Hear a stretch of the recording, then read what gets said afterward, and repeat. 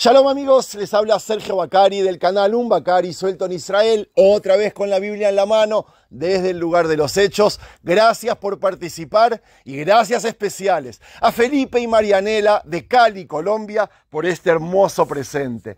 Me encanta recibir regalos, muchas gracias amigos. Los que quieren hacerlo, busquen en la descripción de los videos cómo hacerme llegar los presentes y yo los voy a lucir en mis paseos.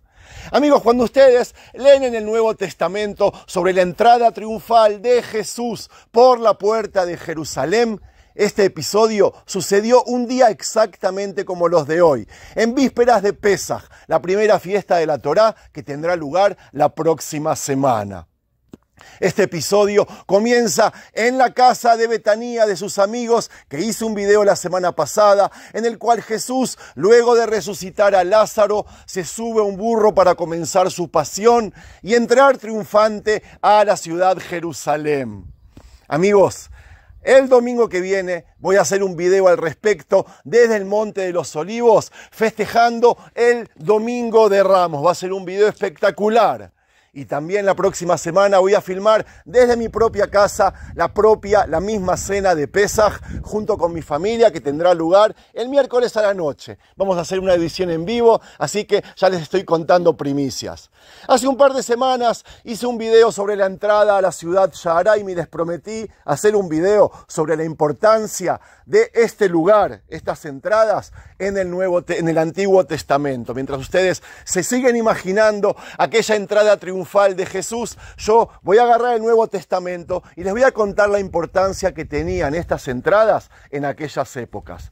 Así como yo, antes de ayer, entré al país Israel, este tipo de entradas eran las entradas, el mismo procedimiento que yo hice para entrar a Israel. Ese mismo procedimiento se hacía en épocas bíblicas y siglos posteriores para entrar a la ciudad. Aquí habían oficinas de migraciones, aquí se pagaban impuestos los que querían entrar mercadería y aquí también se hacían juicios. Aquí estaban los ancianos de la ciudad decidiendo quién entraba, quién no entraba y todo lo que sucedía dentro de la ciudad. Pero bueno, vamos a empezar a recorrer. Esta que estoy, por si no les dije, es la entrada a la antigua ciudad Lachish. Esta es una entrada levantada en épocas del rey Hizkiyahu de Israel y de Judea. Y nosotros vamos a recorrer otras 2 o 3 entradas en diferentes puntos, sitios arqueológicos. Y mientras les voy a explicar este tema tan, pero tan interesante. Amigos, gracias por acompañarme. Empecemos. Para complicarles aún más la vida, mientras ustedes siguen imaginando la entrada triunfal de Jesús por la puerta de Jerusalén, invito a mis hermanos judíos a imaginar otra entrada no menos triunfal o decisiva. También a Jerusalén, pero con el Arca de la Alianza. Y todo un pueblo detrás. Me estoy refiriendo al rey David cuando entre toda la gente cantaba y bailaba mientras entraba a la ciudad apuntando a un solo sitio. La puerta de madera rodeada de piedras con sus guardias y los ancianos sin poder contener sus lágrimas. ¡Qué emoción! Esas mismas multitudes fueron las que siglos más tarde se reunieron alrededor de Jesús y comenzaron a creer en él después de que resucitara a Lázaro de la muerte. Una fiesta que, en ambos casos, duró todo un día. La gente que esperaba en Jerusalén les dio la bienvenida al rey David, a Jesús, luego a Mahoma, cuando entraron a la ciudad y no pudieron parar de festejar. Sobre la entrada de Jesús a la ciudad Jerusalén haré, como les dije, un video el domingo.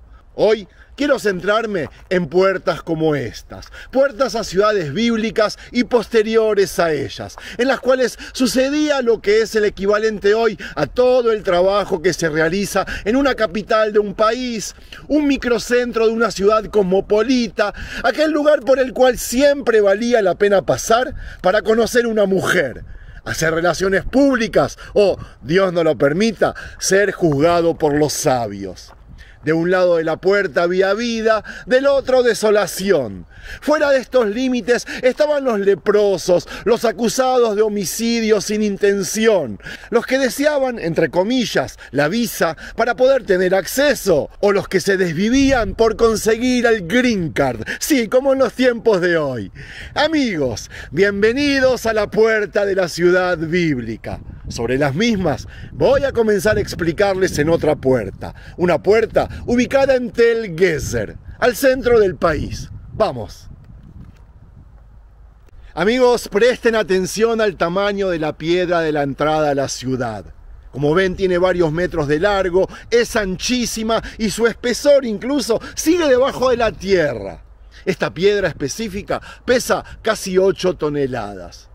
A su lado vemos un canal de agua para que por el mismo salgan los residuos o las mismas aguas de la ciudad de manera ordenada en tiempos de lluvia. Fíjense que estamos en la parte más baja de la ciudad y por ende todo descendía hasta aquí. En la entrada a la ciudad, lo primero que vamos a encontrar son aquellos cuartos de ambos lados, aquellos que el profeta Ezequiel, los llamó Ta'im, que vendría a ser cabinas. Ellas estaban al servicio de los guardias, tanto para descansar como para poder depositar municiones. Estas cabinas se pueden ver de manera perfecta en muchos sitios arqueológicos en todo Israel. La entrada a la ciudad en tiempos bíblicos tenía muchas funciones, como les dije. Se las podría calificar, por ejemplo, para asuntos militares o de defensa. La puerta de la ciudad era el único lugar abierto de las murallas por el cual se podía penetrar dentro de la misma. Su posición se construía de tal manera que sea lo más práctico y efectivo para aquellos que deberían defender la ciudad. En esos tiempos, las entradas solían cerrarse con 2 enormes puertas de madera. Ciudades fortificadas, muralla alta, puertas doble y cerrojo, nos explicaron en Deuteronomio.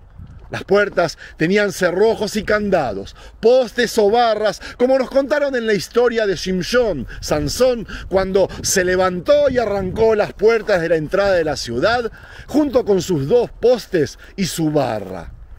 La entrada a la ciudad era al mismo tiempo el centro de la ciudad. Aquí se desarrollaban muchas actividades, como la reunión de los ancianos de la ciudad que interrogaban a los desconocidos que querían entrar a la misma. Aquí había comercio y también rituales religiosos. Esta roca es testimonio de uno de los rituales que se realizaban aquí. Esto, amigos, es un mini templo bíblico. Disfrútenlo. Estamos tocando la historia. Sobre estas habitaciones que vemos al lado de las murallas, les voy a hablar después, recuérdenlas. Antes, les cuento que una de las funciones más importantes de la entrada a la ciudad era la de asuntos judiciales. El ejemplo más clásico que se conoce es el de Abraham cuando entró a la ciudad Hebrón y comenzó a negociar con Efrón, el gití, sobre la adquisición de la cueva de los múltiplos para enterrar a su recién fallecida Sara. En el mismo libro nos relataron sobre la entrada a Shem y la historia de Hamor y su hijo. En esos 2 ejemplos, amigos, podemos saber que los que pasaban el día entero en este terreno de la entrada eran los sabios, ancianos y los VIP de la ciudad. Aquellos elegidos por su sabiduría para resolver asuntos complejos, complicados, económicos y judiciales. Amigos, aquí nos vamos a despedir de esta gran entrada a la ciudad para viajar a otra puerta, la de Jurbat Kiafa, que estuvimos hace un par de semanas. Esta es la puerta a la ciudad, aquella puerta que establecía un límite entre lo que está adentro y lo que está afuera. La puerta a la ciudad servía tanto para permitir el acceso como para restringirlo. Las puertas abiertas permitían la entrada, aunque con frecuencia se empleaban porteros para asegurar que ingresaran solo las personas autorizadas.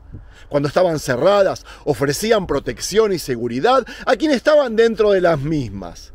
Debido a que las puertas eran el medio primario de ingreso, con frecuencia era el lugar donde los enemigos se reunían para atacar o para forzarla. Todos los que residían en la ciudad se consideraban miembros de una misma familia, incluso los siervos y los invitados.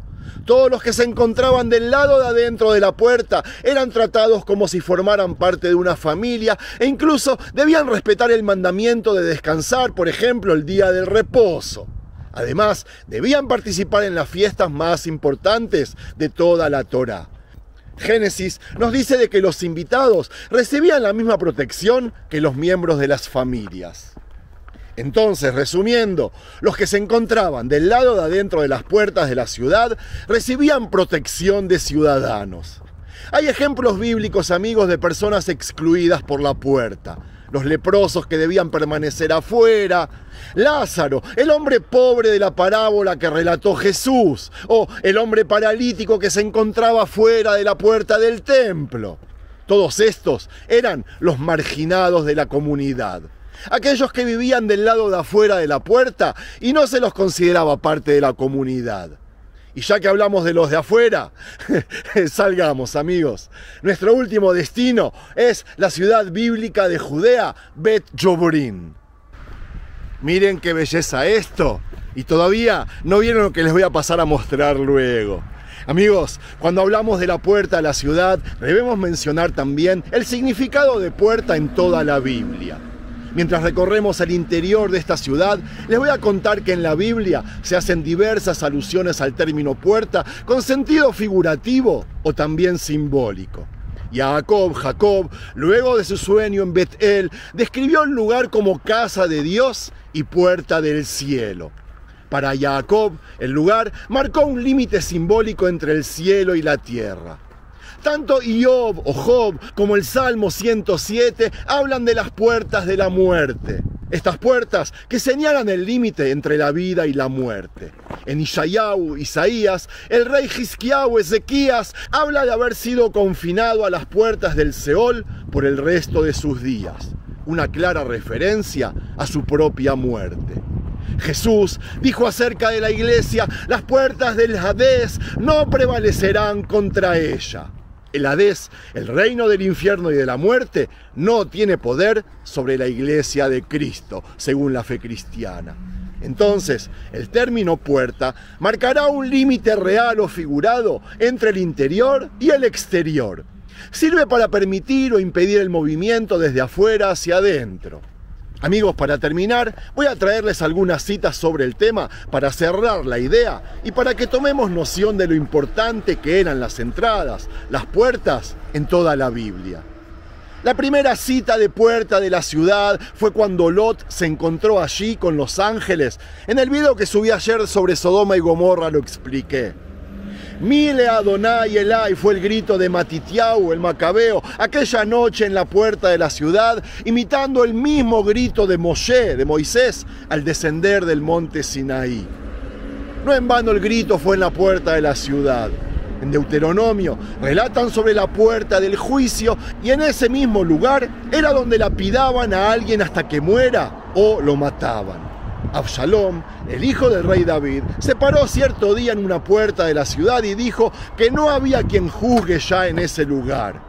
Si tan solo me nombraran juez en el país, así todo el que tuviera un caso legal o una disputa podría venir a verme y yo me encargaría de que se le hiciera justicia, había dicho.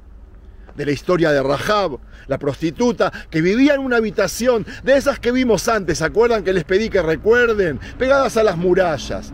De ella aprendemos que las puertas de la ciudad, aquellas de madera, se cerraban por la noche. En la puerta de la ciudad se colgaban cabezas de degüellados o cuerpos de enemigos. En las cabinas de las mismas se encontraron el profeta Samuel y el futuro rey Saúl, amigos, sí. En esas cabinas mató Joab a Abner ben Ner como venganza. En la puerta de la ciudad se esperaba del permiso para entrar a la misma, incluso si te llamabas David y eras el futuro rey de Israel. Eso fue lo que le pasó a David en la primera puerta que filmé en Lachish. En la entrada a la ciudad, David se sentó por el duelo de su hijo Absalom. Wow, amigos, se me hizo largo. Bueno, vamos a terminar. Lo último que voy a decir es que esta puerta definiría un montón de cosas, como nos dicen en el libro Éxodo.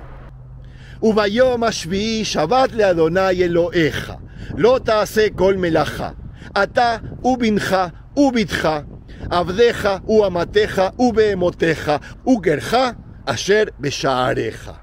Lindo, ¿verdad? Listo, amigos. Si les gustó este paseo, no se olviden de regalarle un me gusta. Shalom.